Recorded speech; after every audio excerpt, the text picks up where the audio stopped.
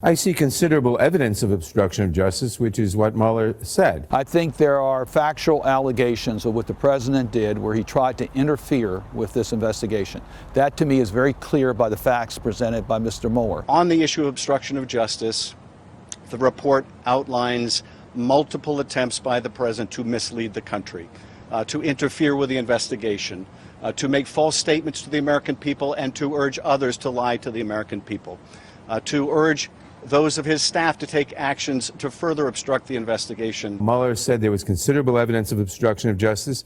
The report concluded there was substantial evidence that President Trump attempted to prevent an investigation into his campaign and his own conduct. It shows 10 separate instances of obstruction of justice. While it says that it reaches no conclusion, it also does not exonerate the president on the issue of obstruction. It is clear to me that the conduct of the president here is just not what you want from a president of the United States. You don't want a president trying to interfere with an investigation. I can't think of anybody in this whole country that if they had done maybe one or two of those things in the 10 that Mueller cites, that would not be indicted today. No doubt about it. The idea that the report proves no obstruction is completely at odds with hundreds of pages in the report which document efforts by the president to undermine the investigation. The report makes clear that the president refused to be interviewed by the special counsel and refused to provide written answers to follow-up questions. Page 13 of Volume 2. In terms of obstruction of justice, certainly Mr. Mueller had the opportunity to say there was no obstruction of justice. He did not. He said he couldn't reach a conclusion as to whether that occurred. There were incidents which he cited but didn't conclude that they related to obstruction of justice. He left that as an open question. That question is now open for the American people to conclude. There apparently has been some destruction of evidence.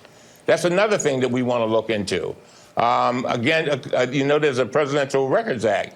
And I want to know who was destroying evidence. That's another thing that stopped Mueller from being able to complete his job. And a lot of this stuff may have been directed by the president. These actions had a material impact on the investigation, that in fact the special counsel was deprived of information, or at least the timely access to that information as a result of things that the president did and said.